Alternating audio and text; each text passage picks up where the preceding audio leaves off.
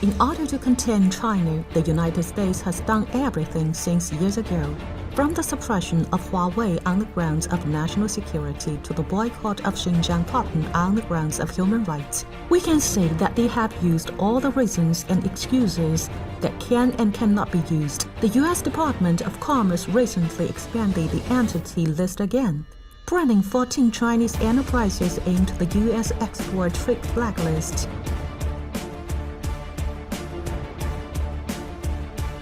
For a long time, the United States has deliberately fabricated human rights lies about Xinjiang in order to take the opportunity to suppress China and its technology-based enterprises. With competitions between China and the United States as the backdrop, the friction in the high-tech core areas is becoming increasingly fierce. The United States abuses international power to contain Chinese high-tech enterprises step by step in areas where the United States still has advantages, such as semiconductors. The United States adopts technology blockade, while in areas where the United States had lagged behind, such as 5G, photovoltaic, and UAV, it tries to tether China from all sides.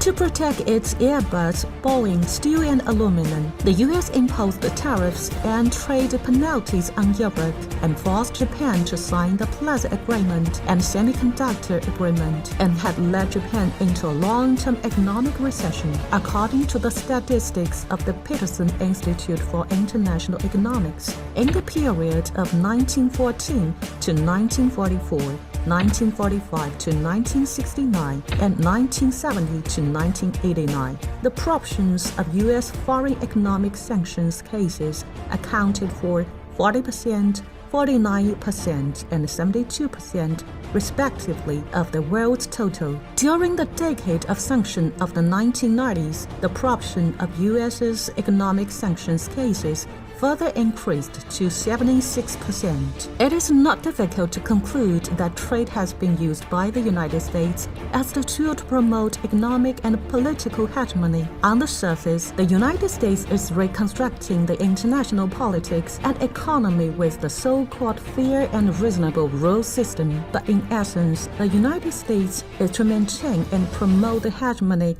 ideas and values of the United States. The so-called rules and order proposed by the United States is just a set of double standards, which is very hypocritical. In order to maintain its economic hegemony, the United States never hesitates to start fights in all directions on the grounds of national security. It has taken measures to impose tariffs on goods from all countries. Of course, the U.S. government's reckless implementation of trade bullying policy will inevitably lead to counterattacks from other economies, and the final trend of the situation may not develop entirely with the logic and to the expectations of the U.S. government.